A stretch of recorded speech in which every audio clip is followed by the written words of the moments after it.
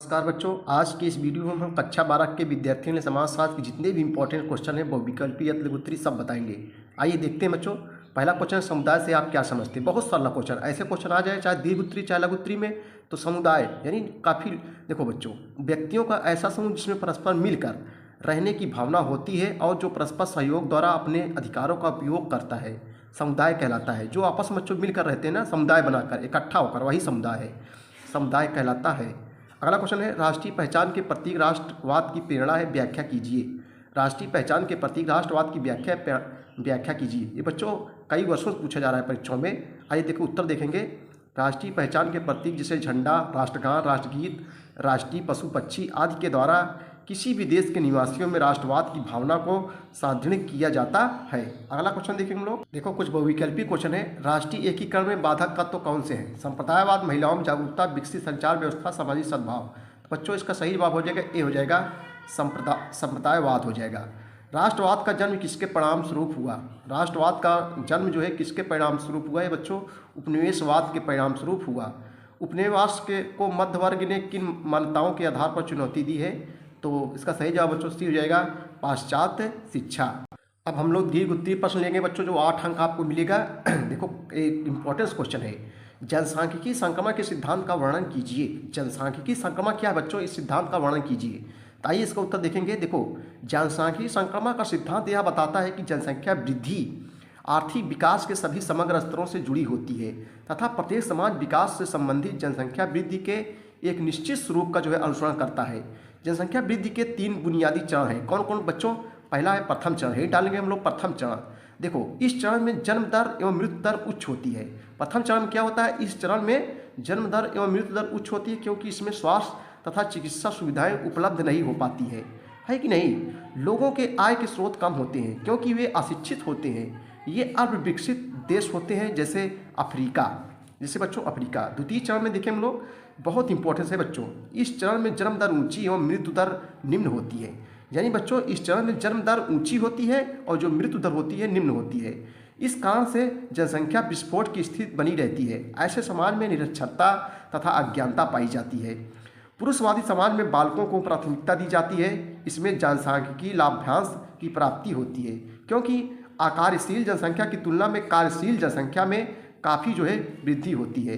इस चरण को विकासशील देश की श्रेणी में रखा जाता है, जो देश विकसित की ओर अग्रसर है, जैसे अपना भारत है, विकासशील है लेकिन विकसित की ओर अग्रसर है, पाकिस्तान है आदि।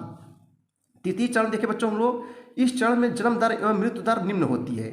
जो जन्म दर होती है एवं मृत्यु दर निम्न होती है। यहाँ स्वास्थ्य एवं चिकित्सा सुविधाओं का भरपूर उपलब्धता होती है। लोग शिक्षित एवं जागरूक होते हैं। इस चरण को विकसित देश की श्रेणी में रखा जाता है बच्चों। जैसे प्रमुख विकसित देश जैसे अमेरिका, ब्रिटेन, फ्रांस एवं जापान, ये सब क्या होते हैं बच्चों, विकसित देश के अंतर्गत आते हैं। अब हम लोग यही डालेंगे जनसंख्या विस्फोट। जनसंख्या विस्फोट क्या है बच्चों, देखो यह स्थिति तब उत्पन्न होती है जब मृत्यु दर पर तीव्रतापूर्वक आधुनिक तरीके से रोगों पर नियंत्रण, सार्वजनिक स्वास्थ्य तथा बेहतर पोषण के कारण नियंत्रण प्राप्त कर लिया जाता है, लेकिन समाज को सापेक्ष रूप से अपनी समृद्धि तथा दीर्घ जीवन की अवधि के अनुरूप ढालने तथा प्रजननात्मक व्यवहारों में परिवर्तन करने में समय लगता है।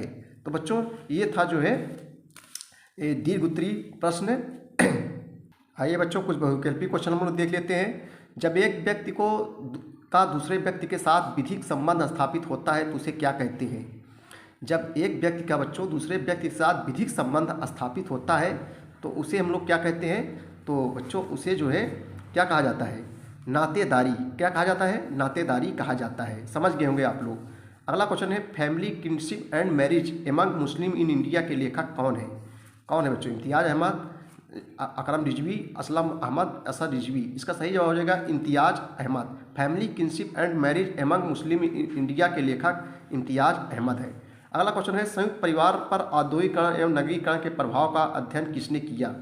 किसने किया बच्चों, तो इसका जो है सही जवाब हो जाएगा सी हो जाएगा GS धुरिये ने जो है किया। किसने किया बच्चों, GS धुरिये ने किया। अगला क्वेश्चन देखेंगे हम लोग। अगला बहुविकल्पी क्वेश्चन देख लेते हैं, बहुत इंपॉर्टेंस है कि जात की उत्पत्ति किस काल में हुई बच्चों। जात की जो उत्पत्ति हुई किस काल में हुई, तो ये जो है वैदिक काल से शुरू होती है। इसका सही जवाब है ए हो जाएगा।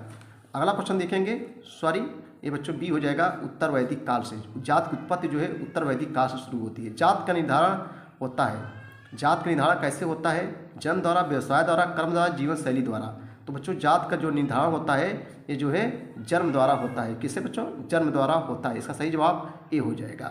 आइए हम लोग अतिलघुत्तरीय क्वेश्चन देखेंगे जो 3-3 नंबर के। जाति व्यवस्था से आप क्या समझते हैं? उत्तर लिखेंगे जाति एक बच्चों प्राचीन संस्था है जो भारतीय इतिहास एवं संस्कृति का भाग है। भारत में जो दो जातियां हैं, एक तो भारत के अतीत का हिस्सा तथा दूसरी भारत के वर्तमान का हिस्सा। जात की विशेषताएं लिखिए, जात की जो है विशेषताएं लिखिए। उत्तर लिखेंगे जात की विशेषताएं निम्नलिखित है।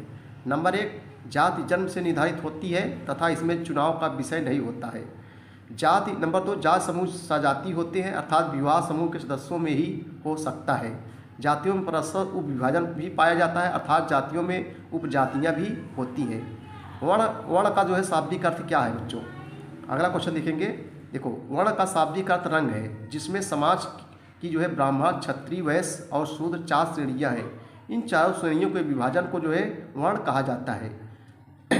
इन जो है जो चार श्रेणियाँ हैं ब्राह्मण, क्षत्रिय, वैश्य, इन्हीं को बच्चों क्या कहा जाता है? वर्ण कहा जाता है।